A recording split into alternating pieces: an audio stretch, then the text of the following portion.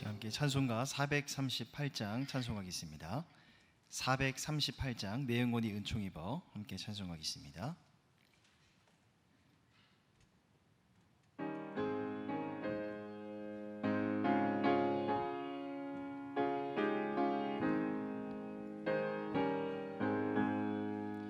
내 영혼이 은총 입어 중한 죄짐 벗고 보니 슬픔 많은 이 세상도 전국으로 화하도다. 할렐루야 찬양하세. 내 모든 죄 사함받고 주 예수와 동행하니 그 어디나 하늘나라. 주의 얼굴 뵙기 전에 멀리 뵈던 하늘나라. 내 맘속에 이루어지니 날로 날로 가깝도다. 할렐루야 찬양하세. 내 모든 죄 사함받고 주 예수와 동행하니 그 어디나 하늘나라. 높은 산을 거친 들이 조막이나 궁궐이나 내 주 예수 모신 곳이 그 어디나 하늘나라. 할렐루야 찬양하세. 내 모든 죄 사함받고 주 예수와 동행하니 그 어디나. 3절 한 번 더 고백하겠습니다. 높은 산을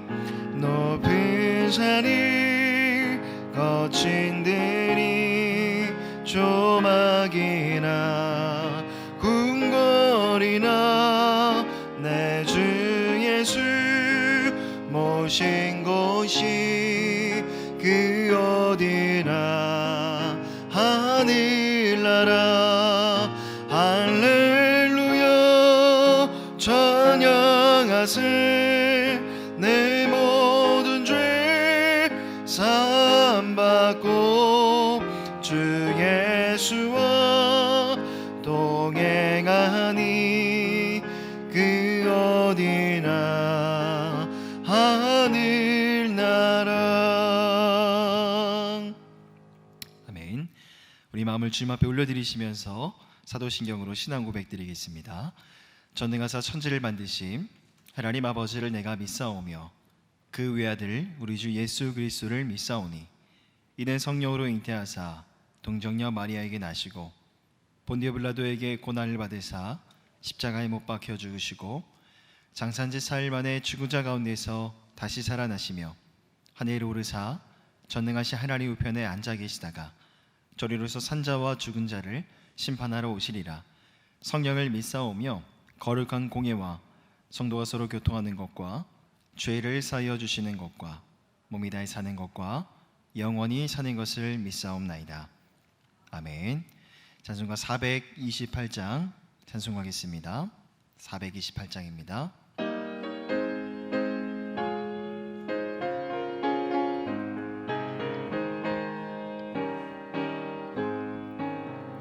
내 영혼의 햇빛 비치니 주 영광 찬란해. 이 세상 어떤 빛보다 이 빛 더 빛나네.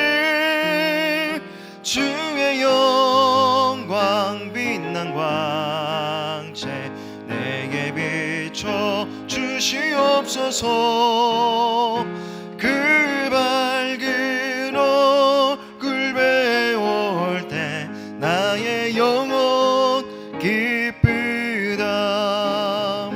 내 영혼에 노래 있으리 주 찬양합니다.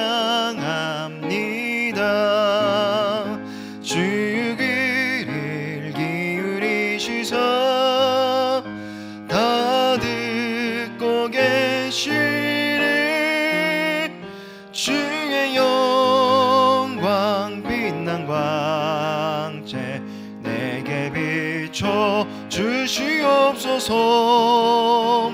그 밝은 얼굴 배울 때 나의 영혼 기쁘다. 내 영혼에 봄날 되어서 주와 함께 하실 때 그 평화 내게 깃들고 주의 은혜 꽃피네.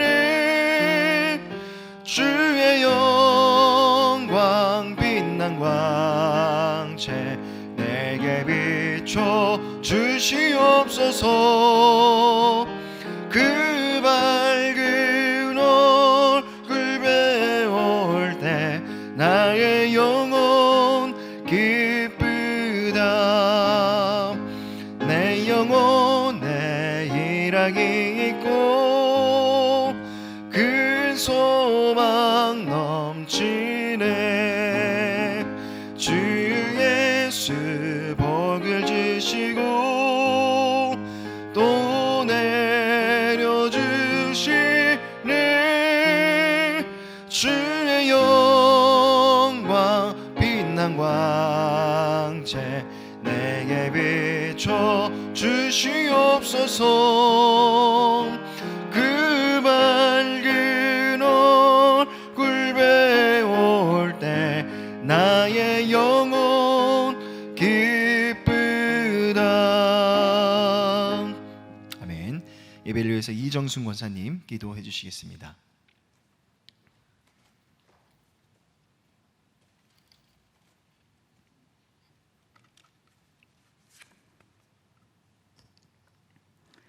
사랑과 은혜가 풍성하신 하나님, 오늘도 주님 은혜 안에 살게 하시고 주 앞에 나와 즐거이 예배하게 하시니 감사드립니다.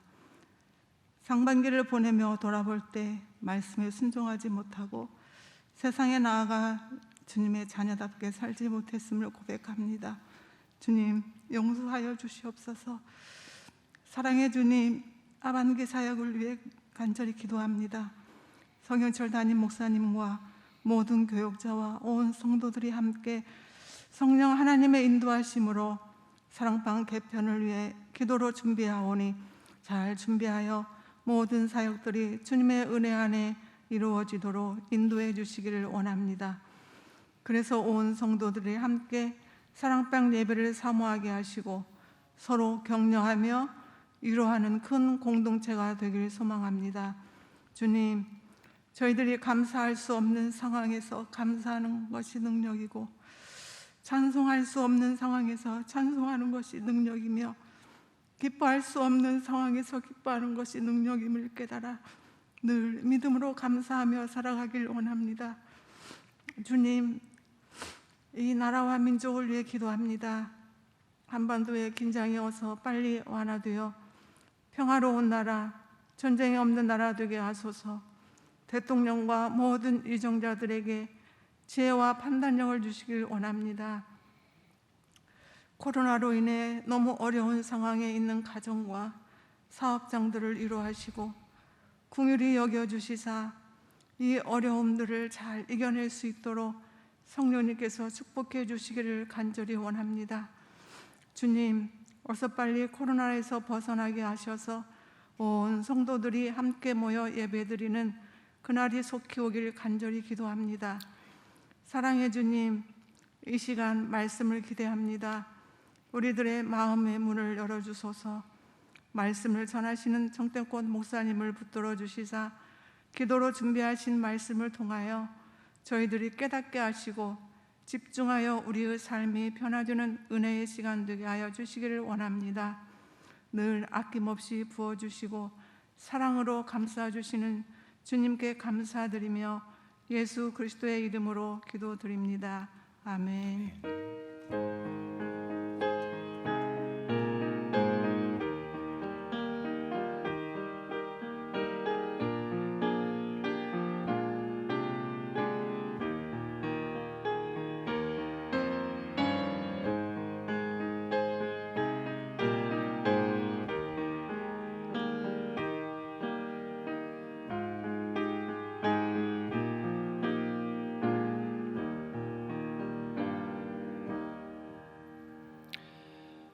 하나님의 말씀 보겠습니다. 함께 나눌 말씀은 여호수아 8장 30절부터 35절까지의 말씀입니다. 여호수아서 8장 30절부터 35절까지 말씀 한 절씩 교독하겠습니다. 제가 먼저 보겠습니다. 그때 여호수아가 이스라엘이 하나님 여호와를 위하여 에발산에 한 제단을 쌓았으니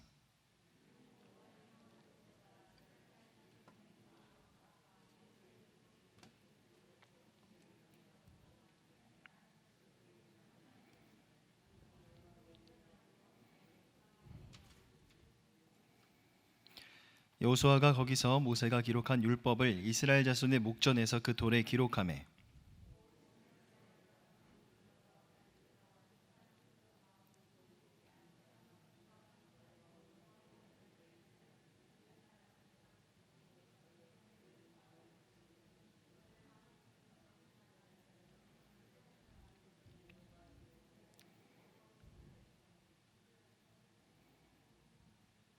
(34절입니다) 그 후에 여호수아가 율법책에 기록된 모든 것대로 축복과 저주하는 율법의 모든 말씀을 낭독하였으니 모세가 명령한 것은 여호수아가 이스라엘 온 회중과 여자들과 아이와 그들 중에 동행하는 거류민들 앞에서 낭독하지 아니한 말이 하나도 없었더라.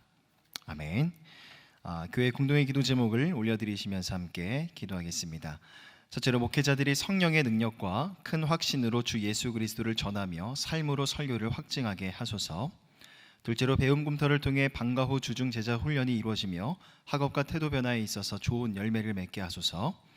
마지막 세 번째로 호국 보훈의 달을 맞아 한국 교회가 민족의 죄악과 고통을 품고 영적 각성을 위해 더욱 부르짖게 하소서. 세 가지 기도 제목 올려드리시면서 함께 동성으로 기도하겠습니다. 존귀하신 하나님 아버지, 오늘도 우리의 삶에 주님의 은혜가 필요함을 겸손히 고백하며 예배의 자리로 나아갑니다. 하나님 말씀하여 주시고 우리 영혼에 살찌워 주시며 아버지 하나님 또한 그 은혜의 말씀으로 인하여 변화된 삶의 모습을 가지고 하나님 앞에 영광 올려드리는 이 자리 가운데 모인 사랑하는 서울홍성의 모든 성도들, 모든 예배자들 다 되게 하여 주시옵소서. 하나님 특별히 이 시대 목회자들을 위해서 간절히 기도합니다. 아버지 하나님 특별히 하나님의 말씀을 맡은 자들로 부름을 받았사오니 성령의 능력과 권능으로 붙들어 주시며 아버지 하나님 내면의 확신을 가지고 주님의 그 생명의 복음을 전하고 증거하는 주님의 귀한 일꾼들 되게 하여 주시옵소서. 특별히 매주 강단에서 주님의 말씀을 전하고 증거할 때마다 삶으로 설교를 확증하게 하여 주시옵소서. 배움군터 사역을 위해서 간절히 기도합니다. 하나님 귀한 사역을 축복해 주시고 아버지 귀한 사역을 통하여서 방과 후 주중 제자 훈련이 이루어지게 하여 주시고 우리 살아있는 자녀들 다음 세대들 안에 학업과 삶을 대하는 태도에 있어서 풍성한 열매들, 좋은 열매들이 맺혀지게 하여 주시옵소서. 6월은 호국보훈의 달입니다. 한국교회가 특별히 민족의 죄악과 고통을 품고 영적인 각성을 위해서 더욱 부르짖는 겸손의 한 달이 되어줄 수 있도록 하나님 인도하여 주시고 붙들어 주시옵소서. 사랑의 하나님, 우리의 삶에 주님의 은혜가 필요합니다. 오늘도 주님의 은혜가 아니면 한순간도 살아갈 수가 없는 자들임을 겸손히 고백하고 또 인정하며 예배의 자리로 나아가오니 하나님 말씀하여 주시고 아버지 하늘의 문을 활짝 열어주시사 우리 가운데 부어주시는 그 말씀의 지혜와 은혜와 평강으로 인하여 변화된 삶의 모습으로 하나님 앞에 영광 올려드리는 이 자리 가운데 모인 모든 예배자들 다 되게 하여 주시옵소서. 특별히 이 시대 목회자들을 위해서 간절히 기도합니다. 주님의 그 생명의 말씀을 전하고 태어나는 주의 종들로 부름을 받아 싸우니 성령의 능력과 권능으로 붙들어 주시고 아버지 하나님 또한 확신을 가지고 생명의 복음을 증거하는 거룩의 도구와 통로들 다 되게 하여 주시옵소서. 특별히 하나님 예수 그리스도를 전하며 삶으로 설교를 확증하는 아버지 겸손의 종들 되어줄 수 있도록 함께하여 주시옵소서. 배움꿈터 사역을 위해서 기도합니다. 귀한 사역 축복해 주시고 아버지 귀한 사역을 통해서 주중 제자 훈련이 이루어지게 하여 주시며 우리 사랑하는 자녀들 안에 학업과 삶을 대하는 태도의 변화에 있어서 좋은 열매들이 맺혀지게 하여 주시옵소서. 하나님 6월은 호국보훈의 달입니다. 특별히 한국교회가 민족의 죄악과 고통을 품게 하여 주시고 영적인 각성을 위해서 더욱더 부르짖는 은혜의 한 달이 되게 하여 주시옵소서. 감사드리며 우리 주 예수 그리스도의 이름으로 간절히 기도드립니다. 아멘. 할렐루야. 예배자리에 오신 여러분들을 주님의 이름으로 사랑하고 축복합니다. 옆사람 바라보시면서 인사하겠습니다. 참 잘 오셨습니다. 잘 오셨습니다. 네. 개인적으로 저는 저의 20대 시절을 돌아보면 조금 더 자세히 말씀드리면 20대 초반의 시절입니다. 그때를 생각해 보면 왠지 좀 불안하고 안정적이지 못했던 저의 모습들을 돌아보게 되는 것 같아요. 물론 대학을 진학해서 이 사회복지라는 학문을 전공하고 있었고 또 청년공동체 소속에 대해서 열심히 봉사하고 또 신앙생활도 하고는 있었지만 마음 한편에 있는 다소 불안한 마음들을 항상 지니고 있었고 그 감정과 정서들을 지우지 못했던 것 같습니다. 그 이유가 무엇이었는가 지금 와서 생각해 보면 아마도 진로에 대한 고민 때문이었던 것 같아요. 내가 앞으로 무엇을 해야 될까? 내가 어떠한 길로 나아가야 될지에 대한 구체적인 확신이 없었기 때문입니다. 그러던 차에 3학년을 마치고 이 군대 입대를 하게 됐습니다. 그리고 강원도 철원이라는 지역에서 2년 동안 군 생활을 하게 되었죠. 자, 그런데 이 군에서 보낸 2년의 시간은 저의 인생에 있어서 삶을 변화시키는 어떤 인생의 변곡점과도 같았습니다. 왜냐하면 2년의 그 군 생활을 돌아보면요, 그 시간 동안 참 개인적으로 많은 성숙을 경험하기도 했었고 또 하나님 앞에 기도도 많이 하고 진로에 대해서 깊이 있는 고민을 하면서 2년의 군 생활을 마치던 그 시점에 전역을 하면 신학을 공부해야겠다라는 구체적인 다짐을 했었기 때문이죠. 얼마 전에 한 권사님이 이런 말씀을 하셨어요. 예전에는 교회에 나와서 무릎 꿇고 기도하는 것만 기도인 줄 알았는데 이제는 산책을 하거나 운동을 하면서 하나님 앞에 기도하는 시간이 너무나 좋다라는 이야기를 우연히 한 권사님께 들은 적이 있습니다. 근데 군에 있을 때 저의 모습이 그랬던 것 같아요. 군 생활을 하다 보면은 이렇게 깊이는 잠을 못 잡니다. 왜냐하면 밤마다 근무를 서야 되기 때문이죠. 위병소, 제가 속했던 부대에서는 위병소 아니면 탄약고 근무를 섰었는데 물론 그 시간이 굉장히 피곤하고 힘이 든 시간인 건 분명합니다. 가뜩이나 추운 겨울에 밖에 나가서 근무를 서자면 굉장히 힘들고 나가기 싫어했던 그런 기억이 지금도 선명하죠. 하지만 지금 와서 돌아보면 그 시간이 참 귀했던 것 같아요. 이 1시간 반에서 가량 2시간 정도 되는 시간 동안 하나님과 진솔한 관계 속에서 정말 하나님의 임재 가운데 나아갈 수 있었기 때문입니다. 소리내어 기도할 수는 없어도 저 하늘에 떠 있는 별들을 바라보면서 마음으로나 하나님 앞에 기도했던 것이죠. 물론 때로는 그 시간이 너무나 지루해서 솔직히 말씀드리며 같이 근무를 섰던 사수나 부사수와 함께 재미있는 이야기를 하면서 그 지루한 시간들을 달랬던 기억도 있습니다. 하지만 정말로 마음이 복잡하고 힘이 들 때면 그 새벽의 시간, 그 고요의 시간은 정말 진중하게 하나님을 대면할 수 있는 그런 의미 있는 시간이었기 때문에 그 시간이 지금 생각하면 너무나 귀했고 지금도 간혹 그 시간들이 떠오르곤 합니다. 그래서 결국 그렇게 군에서 보낸 2년의 시간은 저의 청년 시절에 있어서 전과 후를 구분짓는 시간, 매우 중요한 변화와 성숙을 경험했던 귀한 시간이었다라고 저는 생각을 합니다. 자, 오늘 함께 나눌 말씀은 이스라엘 백성들이 하나님이 약속하신 땅, 이 가나안 땅을 정복해 나아가는 그 과정 속에서 일어난 한 사건을 다루고 있는데, 자, 정복 전쟁 중에 에발산에다가 제단을 쌓고 하나님 앞에 제사를 올려드리는 그 장면입니다.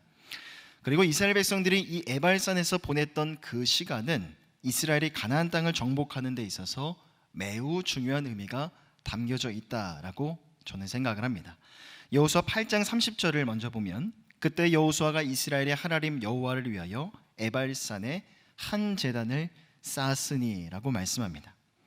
자, 전문맥을 먼저 살펴보면 이스라엘은 가나안의 중부 지역으로 대표되는 여리고성과 아이성을 정복한 뒤에 이 세겜 골짜기에 도착을 해서 에발산에 제단을 쌓고 하나님 앞에 제사를 올려드렸습니다. 자, 그런데 이처럼 가나안 땅에 들어가서 에발산에다가 제단을 쌓는 것은 과거 모세가 모압 평지에 있을 때 이스라엘의 백성들에게 후손들에게 명령한 내용이었죠. 신명기의 말씀을 보면 모세는 한 번도 아니고 무려 2번에 걸쳐서 에발산에다가 제단을 쌓고 하나님 앞에 예배할 것을 명했습니다. 신명기 11장 29절입니다. 자, 모세가 모압 평지에서 죽음을 앞두고 이스라엘 백성들에게 전했던 명령 중에 한 구절입니다. 내 하나님 여호와께서 내가 가서 차지할 땅으로 너를 인도하여 들으실 때에는 너는 그리심산에서 축복을 선포하고 에발산에서 저주를 선포하라. 자, 뿐만 아니라 신명기 27장의 말씀을 보면 모세는 더욱더 구체적인 지침을 가지고 이스라엘 백성들에게 제단을 쌓을 것을 재차 명령합니다. 자, 그런데 여기서 중요한 것은 지금 이스라엘 백성들의 상황입니다. 사실 이스라엘 백성들은 지금 정복 전쟁을 치르고 있는 중에 있었다라는 게 굉장히 중요한 대목입니다. 이미 가나안 땅에 살고 있던 원주민들은 요단 동편에서 있었던 일들을 다 알고 있었죠. 이스라엘 백성들이 요단강을 건너기 전 아모리 왕 시온과 바산 왕 옥을 물리쳤다는 소식을 익히 들어 알고 있었을 겁니다. 200에서 250만 되는 거대한 무리의 이스라엘 백성들 그 그룹이었지만 그 인원이 요단강을 기적적으로 건넌 소식도 잘 알고 있었을 거고, 뿐만 아니라 여리고성이 무너지고 아이성이 정복되었다는 소식도 잘 알고 있었을 겁니다. 그러니 나머지 가나안 족속들이 이스라엘 백성들의 동향을 얼마나 예의주시하고 있었겠습니까? 다시 말해 정복 전쟁을 하던 중에 전쟁을 잠시 멈추고 다른 일을 한다는 것은 자칫 적들의 공격에 무방비 상태로 노출될 수도 있는, 적들에게 빈틈을 내어줄 수도 있는 위험천만한 상황이었다는 거죠. 하지만 그럼에도 불구하고 왜 갑자기 에발산에서 제단을 쌓는 일이 그 시간이 필요했을까? 결론만 말씀드리면 지금 가나안 땅에 들어와 있는 이스라엘 백성들은요, 출애굽 1세대가 아니라 출애굽 2세대이기 때문입니다. 자, 과거 이스라엘 백성들이 애굽에서 나와 시내산에 도달했을 때 하나님은 이스라엘 백성들에게 율법을 주셨고 그 말씀을 가지고 하나님과 언약을 맺은 바가 있습니다. 하지만 가데스 바네아에서의 불순종했던 그 죄악 때문에 이스라엘 백성들은 38년 동안 바란 광야를 중심으로 의미 없는 방황의 생활을 해야만 했던 것이죠. 그러는 동안 하나님의 백성됨을 상징하는 할례도 중단이 되었고 유월절 절기도 오랜 시간 동안 지켜지지 못했기 때문에 지난 여호수아 5장을 보면 요단강을 건넌 뒤에 가장 먼저 회복했던 것이 이스라엘 백성들에게 할례를 행하는 것이었고 유월절 절기를 지키는 것이었습니다.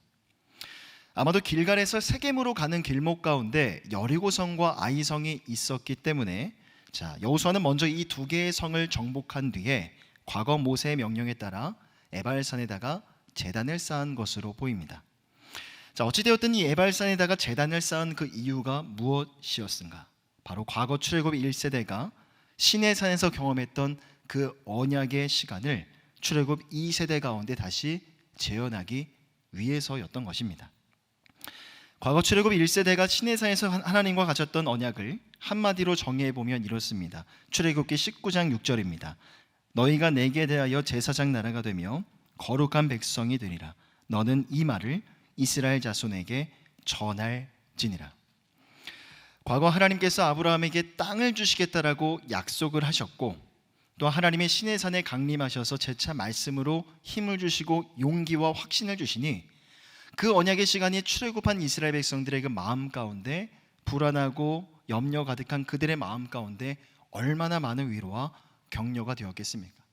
그러니 여호수아는 앞서 여리고성과 아이성이 정복되었다 쳐도 여전히 더 많은 정전들이 남아 있었기 때문에 과거 자신이 경험했던 그 시내산에서의 감동과 위로가 세겜 골짜기에서 출애굽 2세대 백성들에게 그대로 흘러가기를 원했던 것입니다. 자, 언약식의 장면을 조금 더 자세히 들여다보면요, 먼저 31절과 32절입니다. 모세의 율법책에 기록된 대로 쇠 연장으로 다듬지 아니한 새 돌로 만든 제단이라. 무리가 여호와께 범제물과 화목제물을 그 위에 드렸으며 여호수아가 거기서 모세가 기록한 율법을 이스라엘 자손의 목전에서 그 돌에 기록하매. 자, 여기서 주목해 볼 것은 제단을 만들 때 쇠 연장으로 다듬지 않은 새 돌로 만들라는 겁니다. 그렇게 명한 이유는 무엇인가? 거룩과 순결함을 의미하는 것이죠. 또한 32절에서 그 돌에다가 모세의 율법을 기록한다고 했을 때에는 아마도 모세가 시내사에서 받은 모든 율법을 다 기록하는 건 불가능한 일이었을 겁니다. 자, 그러기에 에발산에 쌓은 제단에 기록한 율법은 아마도 십계명의 말씀과 신명기 28장에 나오는 축복과 저주의 말씀이었을 거라고 추측해 볼 수가 있죠. 자, 그리고 나 33절과 34절입니다. 온 이스라엘과 그 장로들과 관리들과 재판장들과 본토인뿐만 아니라 이방인까지 여호와의 언약궤를 맨 레위 사람 제사장들 앞에서 궤의 좌우에 서되 절반은 그리심산 앞에 절반은 에발산 앞에 섰으니 이는 전에 여호와의 종 모세가 이스라엘 백성에게 축복하라고 명령한 대로 함이라. 그 후에 여호수아가 율법책에 기록된 모든 것대로 축복과 저주하는 율법의 모든 말씀을 낭독하였으니. 자, 이스라엘 백성들의 반은요, 자, 그리심산에 세우고 반면에 반은 에발산에다가 위치하게 합니다. 그리고 여호수아가 산과 산 사이에 있는 세겜이라는 골짜기에 서서 율법의 말씀을 낭독하는 거죠. 그리고 여호수아가 축복과 저주의 말을 낭독할 때마다 양쪽에 서 있는 백성들은 번갈아 가면서 아멘, 아멘으로 화답했던 것입니다. 자, 당시 에발산과 그리심산 그리고 이 세겜 골짜기의 위치를 살펴보면요, 앞에 보이는 이 사진과 같습니다. 산의 높이는 에발산이 그리심산보다 조금 더 높다고 할 수 있고 두 산에는 분명한 차이점이 있습니다. 자, 먼저 그리심산에는 언제나 햇빛이 비쳤고 숲과 열매가 풍성했던 반면에 에발산에는 늘 그늘이 졌고 초목이 거의 없는 바위산이었다고 합니다.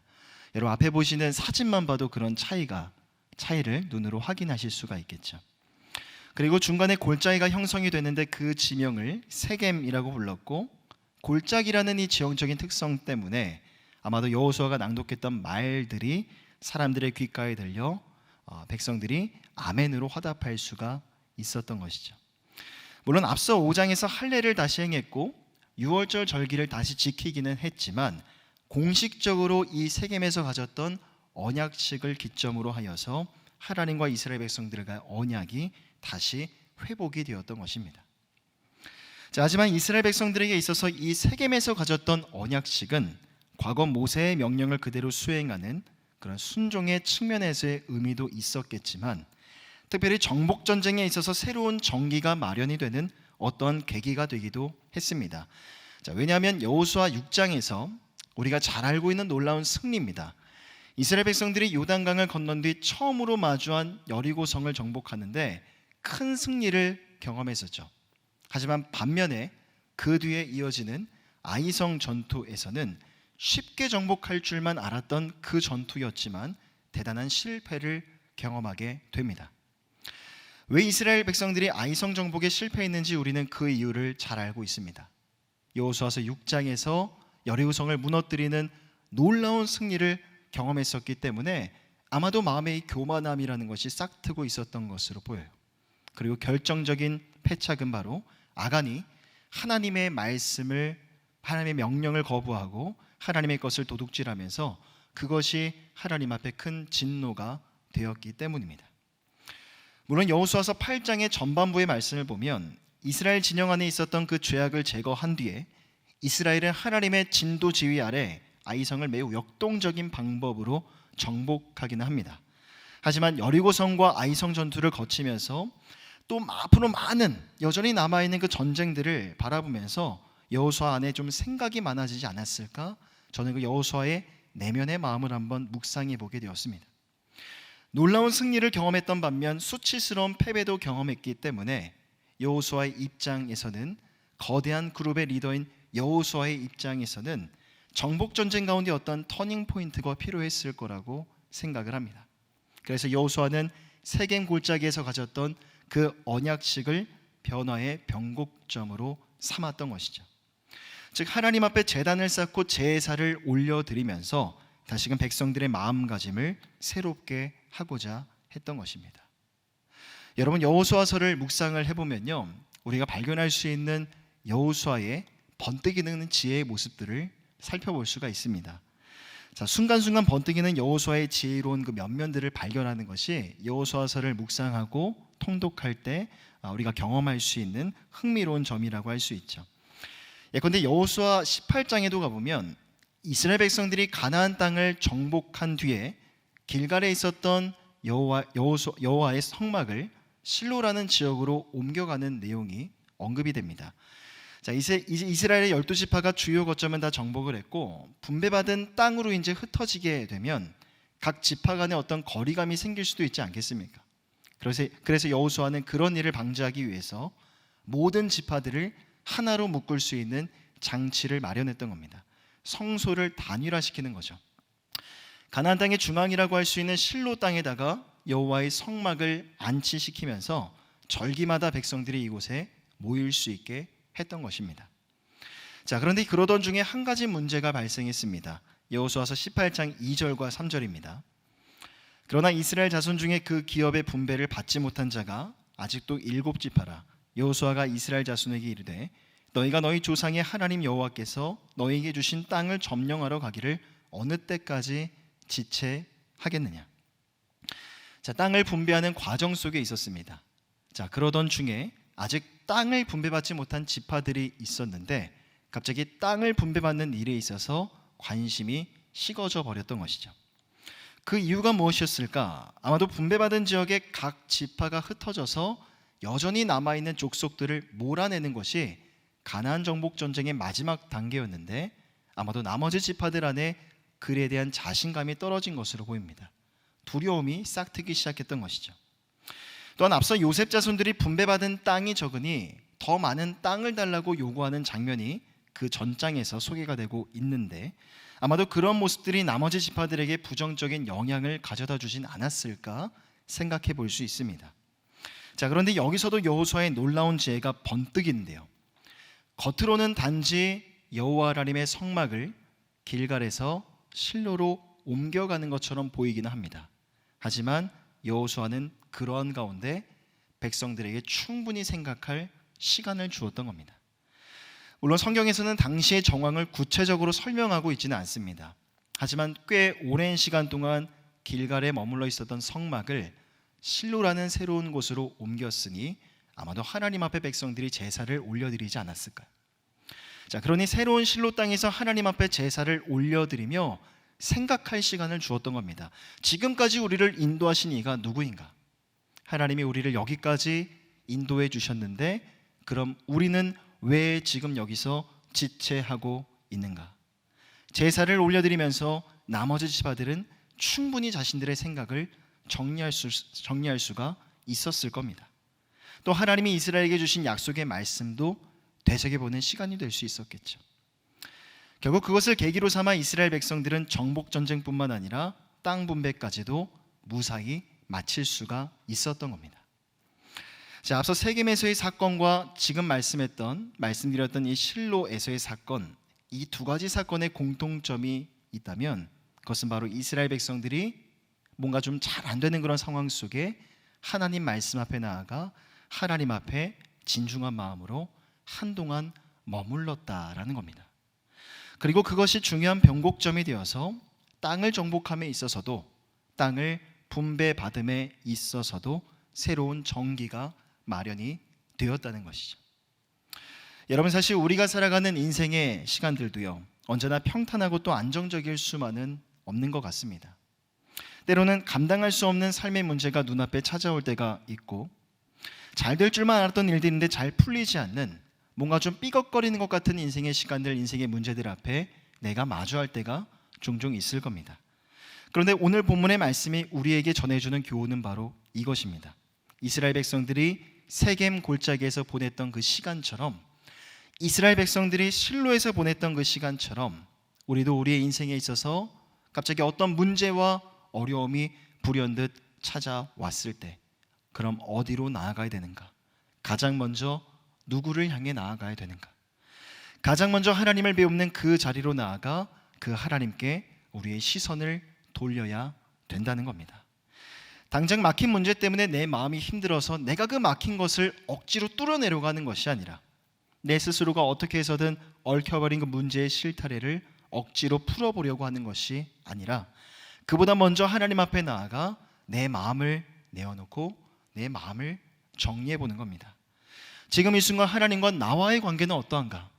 하나님과 나와의 그 거리는 적당한지, 내가 그리스도인으로 이 땅을 살고 있는데 명색이 하나님의 자녀고 하나님의 백성인데 나는 하나님의 말씀을 가까이 하고 있는가? 그 하나님의 말씀의 통치와 다스림을, 인도함을 받고 있는가? 하나님을 배우는 그 자리에서 내 지난 시간들을 겸손히 되돌아보고 또 그 시간을 내 삶의 어떤 변화의 기로로 삼을 수 있다면 여러분, 최소한 내 삶을, 내 스스로가 내 문제를 붙들고 있는 것보다 비로소 그때의 어떤 긍정적이고 의미 있는 변화들이 우리 삶에 일어날 수 있지 않을까요? 왜냐하면 우리 주님은 우리에게 이렇게 말씀하시기 때문입니다. 시편 145편 18절과 19절 말씀입니다. 함께 한 목소리 읽어보겠습니다. 시작. 여호와께서는 자기에게 간구하는 모든 자, 곧 진실하게 간구하는 모든 자에게 가까이 하시는도다. 그는 자기를 경외하는 자들의 소원을 이루시며 또 그들의 부르짖음을 들으사 구원하시리로다. 내가 내 스스로 내 문제를 붙들고 내 삶을 좌지우지하는 것이 아니라 하나님 앞에 나아갈 때 어떠한 변화가 일어날까요? 시편의 말씀이 우리에게 말씀해 주고 있습니다. 여호와께서 자기에게 간구하는 자, 모든 자, 진실하게 간구하는 모든 자에게 가까이 하신다라고 말씀합니다. 또한 자기를 경외하는 자들의 소원을 이루시며 또 그들의 부르짖음을 들으사 구원하시기 때문이죠. 물론 우리가 당장 하나님 앞에 나아가 간절히 기도하고 예배한다 할지라도 즉각적으로 어떤 놀랍고 가시적인 변화가 일어나지 않을 수도 있습니다. 정말 하나님이 은혜 내려주셔서 당장 내 눈앞에 있는 문제가 해결이 된다면 너무나 감사한 일이죠. 하지만 그렇지 않을 수도 있다는 거죠. 하지만 우리가 예배하는 자리에서 하나님을 배울 때 우리의 삶에 어떤 변화가 일어나는가? 현재를 버틸 수 있는 마음의 여유를 지닐 수가 있는 겁니다. 당장 내 눈앞에 있는 문제가 주는 두려움과 염려, 걱정이 너무나 크게 보이는 건 어쩔 수 없는 일입니다. 그만큼 우리는 연약한 존재라는 사실을 증명해 주는 것이죠. 하지만 하나님은 우리가 예배의 자리로 나아갈 때마다 내 앞에 있는 문제보다 더 크고 더 단단한 마음을 지닐 수 있게 해주세요. 그것이 바로 예배하는 자에게 부어주시는 하나님의 은혜인 것입니다. 그리고 보게 해주시는 거죠. 지금까지 내 삶을 인도해 주신 그 하나님의 신실하심, 그 하나님의 선하심을 예배의 자리에서 깨닫게 되는 겁니다. 이스라엘 백성들이 세겜에서 언약을 갱신할 때 지난 40년 동안, 물론 그 시간이 징계의 시간이라 할지라도 그 시간 속에서 여기까지 우리를 먹이시고 돌보시며 인도해 가신 그 하나님의 신실하심을 바라보며 아멘 아멘 하면서 하나님 앞에 화답하지 않았겠습니까? 그와 동일하게 우리도 우리의 삶을 향한 그 하나님의 선하심과 신실하심을 어디서 깨닫고 어디서 발견할 수 있습니까? 바로 하나님을 예배하는 자리, 하나님을 배우는 그 자리에서 깨닫게 되는 것입니다. 내 인생 여기까지 하나님이 인도해 주셨구나. 모든 것이 하나님의 은혜이구나. 그리고 앞으로의 삶도 하나님께 맡길 수 있겠구나라는 것. 그 예배의 자리에서 하나님을 향한 우리의 믿음을 계속해서 확인하고 점검하며 갱신해 나아가는 겁니다.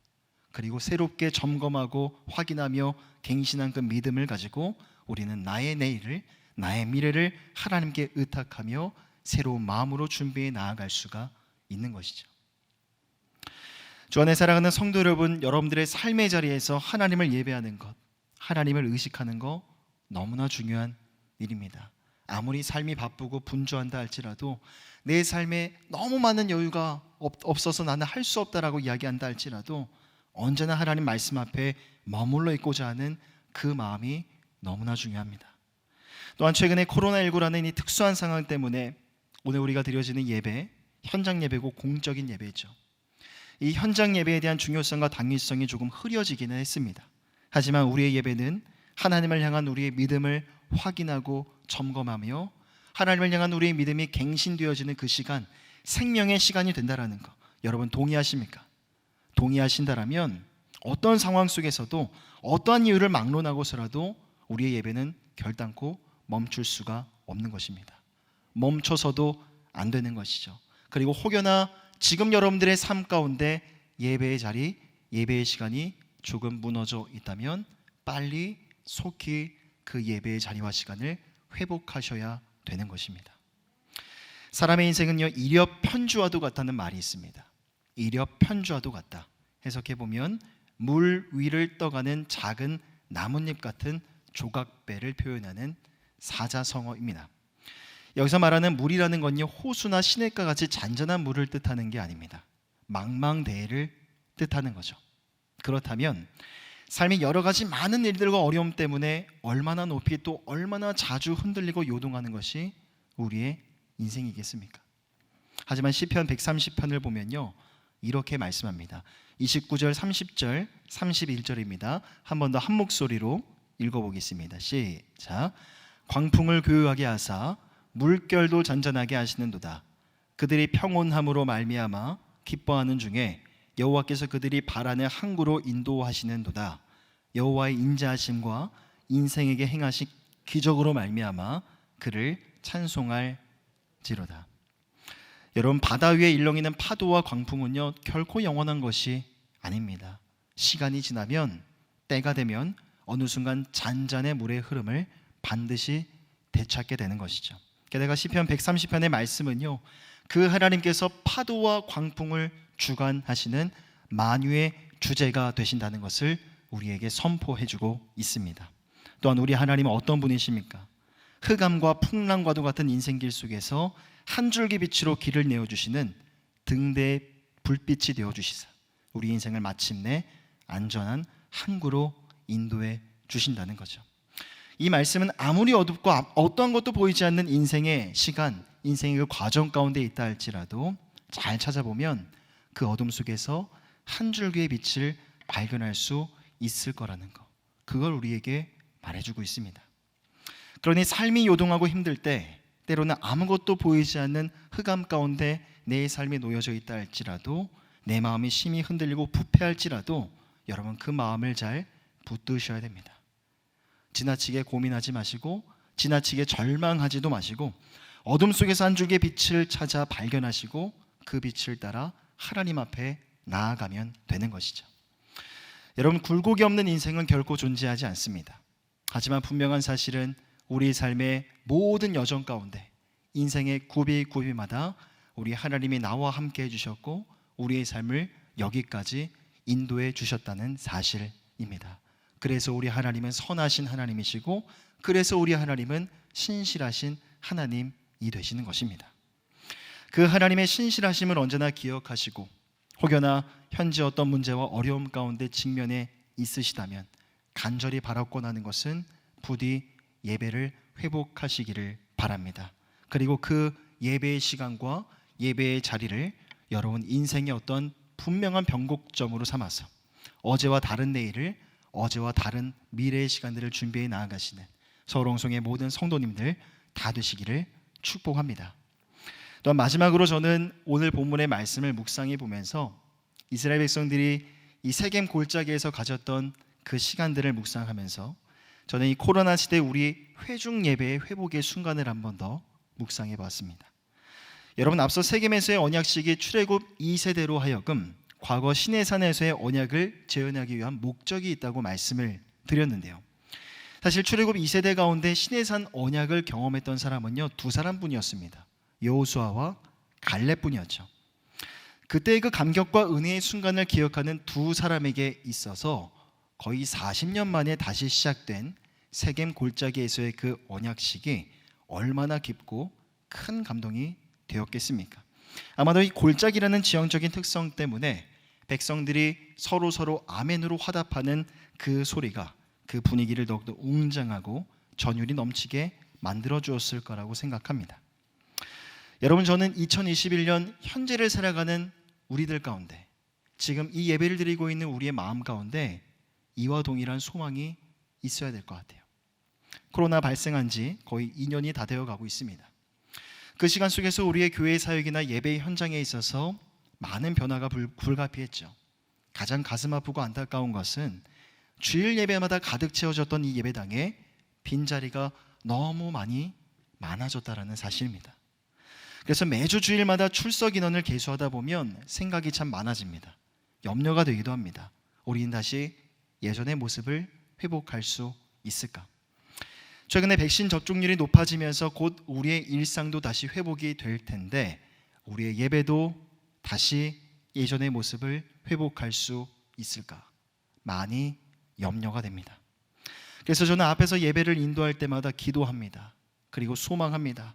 코로나 이전에 가득 채워졌던 우리 예배당의 모습을 기억하기 때문에 반드시 그 모습을 회복할 것이라고. 예배당 곳곳에 울려 퍼졌던 찬양의 소리와 아멘으로 화답하는 소리, 통성으로 기도했던 우리의 기도 소리가 반드시 우리의 예배당 가운데 회복될 것이라고 믿고 선포하고 소망합니다. 물론 우리가 기도하지 않아도, 소망하지 않아도 어찌되었든 우리의 일상이 회복되면 우리 교회의 사역이나 예배도 어느 정도 회복의 궤도에 오르기는 할 겁니다. 하지만 그날을 우리가 맹목적으로 기다리는 게 아니라 간절한 기대와 소망함으로 오늘 현재를 채워가고, 그 간절한 기대와 소망함으로 우리가 주님 앞에 올려드리는 지금의 이 예배 가운데 우리가 나아갈 수 있다면, 우리 교회 안의 모든 성도들이 집단 면역 형성이 되어서 함께 모여드리는 우리 예배 가운데 이전보다 더욱더 풍성한, 더 크고 놀라운 은혜와 기쁨과 감격과 환희 영광을 우리가 경험할 수 있지 않겠습니까? 여러분, 그날은 곧 다가올 것입니다. 그리고 보이지 않는 곳에서 우리 하나님은 그 회복의 날을 이미 준비하고 계시리라 저는 믿습니다. 그날이 오기까지 우리가 주님 앞에 올려드리는 지금의 이 예배를 조금만 더 소중히 여기시고, 조금 더 존귀히 여기시고, 혹여나 현재 예배가 많이 무너져 있는 분들이 계시다면 하나님 앞에 드리는 나의 예배, 하나님 앞에 올려드리는 우리의 예배, 우리의 공적인 회중의 예배를 회복하시는 우리 모든 성도님들 다 되시기를 주님의 이름으로 간절히 부탁드립니다. 기도하겠습니다. 사랑과 은혜가 풍성하신 하나님, 참으로 굴곡이 많고 요동하는 것이 우리의 인생이지만 그럴 때마다 나아갈 곳이 있고 그럴 때마다 붙들고 의지할 이가 있다라는 사실이 우리 삶의 큰 위로와 힘이 됩니다. 이스라엘 백성들이 가나안 땅을 정복해 나아가는 과정 속에서도 여러 가지 많은 문제와 어려움들이 있었지만 하나님 앞에 예배하는 그 시간을 통해서 새로운 전기를 마련했음을 바라봅니다. 뿐만 아니라 땅을 분배하는 과정 속에서도 여러 가지 부침이 있었겠지만 다시금 하나님 앞에 예배하는 그 시간을 통해서 새로운 전기를 마련했음을 바라봅니다. 그러기에 하나님, 우리의 삶에도 이러한 은혜의 변곡점이 필요합니다.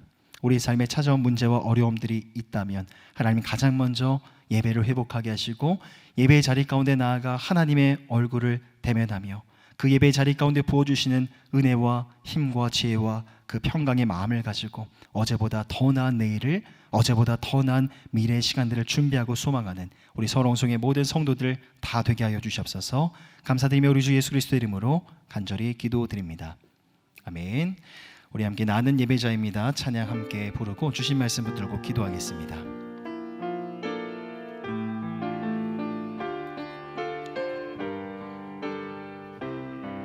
함께 고백하겠습니다. 나는 하나님을 예배하는, 나는 하나님을 예배하는 예배자입니다.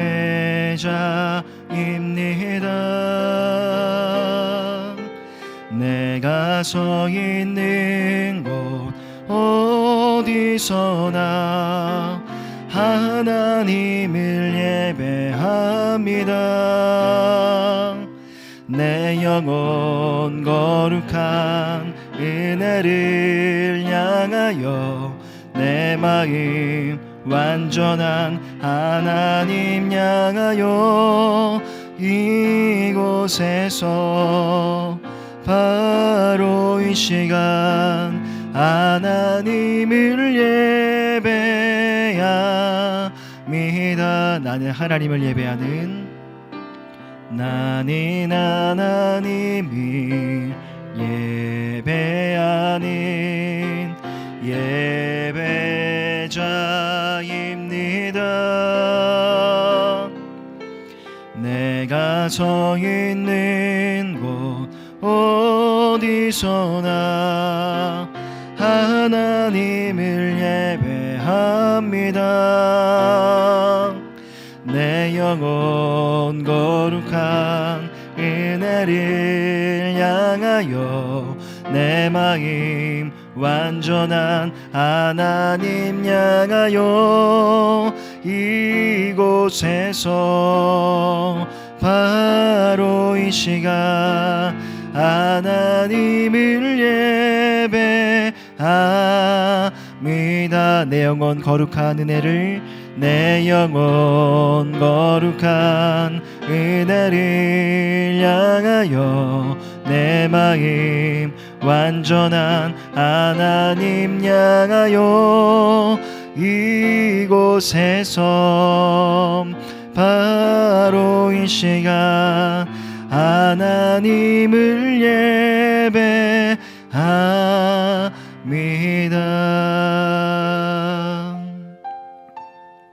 이 시간 함께 기도하며 나아갈 때 이스라엘 백성들이 가나안 땅을 정복하는 과정이나 또 땅을 분배하는 그 과정 속에서 크고자 하는 문제와 어려움들이 있었지만 하나님 앞에 나아갔던 그 시간, 하나님께 제단을 쌓고 예배하는 그 시간을 통해서 새로운 정기가 마련되었음을 바라봅니다. 하나님 그와 동일하게 우리의 삶에도 많은 문제와 어려움들이 있습니다. 때로는 감당할 수가 없는 그런 시련이 찾아와 마음은 심히 요동할 때가 참 많습니다. 그러기에 하나님의 은혜가 필요합니다. 하나님의 도우심이 필요합니다. 은혜의 변곡점이 필요합니다.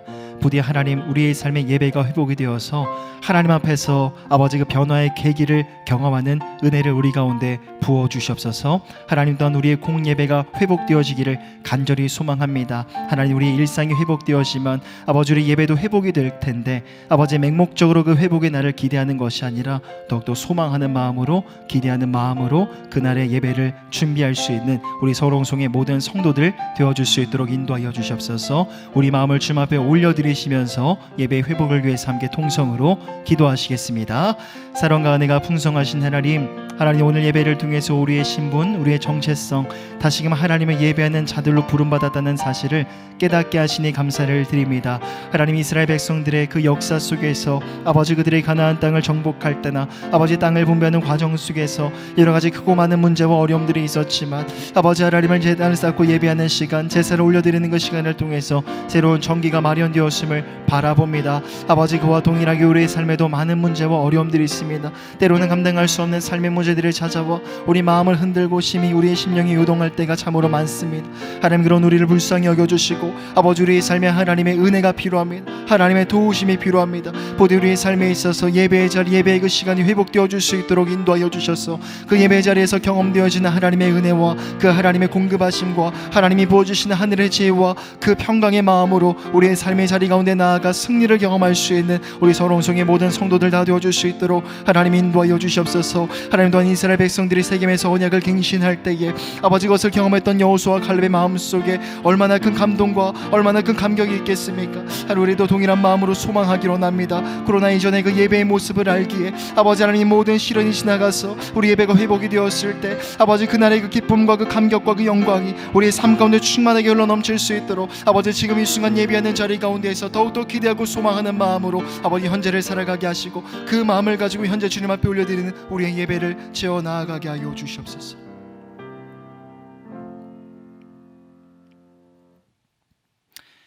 사랑과 은혜가 풍성하신 하나님, 우리가 인생길을 걸어가다 보면 이스라엘 백성들이 그들의 역사 속에 그러했던 것처럼 참으로 힘들고 어려운 순간들을 마주할 때가 참 많습니다. 그러기에 하나님의 은혜가 필요합니다. 하나님의 돌보심이 필요하고 하나님의 선한 인도하심이 절실히 필요합니다. 아버지 혹여나 지금 이 순간 어떠한 삶의 문제와 어려움으로 어느 누구에게도 말할 수가 없는 그 고통의 시간으로 인하여서 절망 가운데 머물러 있다 할지라도 하나님 우리 마음 가운데 예배를 회복하게 하시고 하나님 앞에서의 그 시간을 회복하게 하시고 말씀을 사모함이 우리의 심령 가운데 회복되게 하여 주셔서 그 하나님의 임재 가운데 거하는 그 시간이 우리의 삶의 어떤 놀라운 변화의 계기가 되어서 아버지 하나님, 어제보다 더 나은 내일을, 어제보다 더 나은 미래의 시간들을 준비하고 소망하는 이 자리 가운데 모인 우리 사랑하는 서울홍성의 모든 성도들 다 되어줄 수 있도록 인도하여 주시옵소서. 하나님, 어찌되었든 이 코로나19의 상황이, 이 사태가 끝이 나면 우리 교회 사역도, 우리의 예배도 아버지 회복의 궤도에 오르게 될 것입니다. 하나님, 그러나 맹목적으로 그날의 예배를 기대하고 소망하는 것이 아니라 아버지 간절한 기대와 소망으로 그날의 예배를 아버지 준비하고 기다리게 하여 주시옵소서. 이스라엘 백성들의 삶의 자리 가운데에서 세겜에서 경험했던 그 언약식 가운데 깊은 감동과 감격을 경험했던 것처럼 아버지 그날의 회복에 대한 놀라운 은혜와 그 사랑을 소망함으로 현재 주님 앞에 올려드리는 우리의 시간을 살아가게 하시고 현재 주님 앞에 올려드리는 우리의 예배를 채워 나아가 풍성한 하나님의 은혜와 사랑, 기름 부으심을 경험하는 그날의 예배가 되어줄 수 있도록 인도하여 주시옵소서. 아버지 하나님, 남은 한 주의 삶 속에서도 승리하는 삶을 살아가기를 간절히 소망합니다. 바쁘고 분주한 일상의 시간 속에서도 하나님을 더 많이 생각하시고 하나님의 말씀 앞에 겸손히 나아가 엎드리는 참된 예배자들 다 되게 하여 주시옵소서. 감사드리며 우리 주 예수 그리스도의 이름으로 간절히 기도하오며 지금은 우리 주 예수님의 은혜와 하나님의 사랑하심과 성령 하나님의 교통하심의 은혜가 다시 한번 하나님 앞에 예배자로 서기를 결단하고 소망하는 예수 믿는 성도들 머리 위에 이 은혜가 영원토록 함께 있을지어다. 아멘.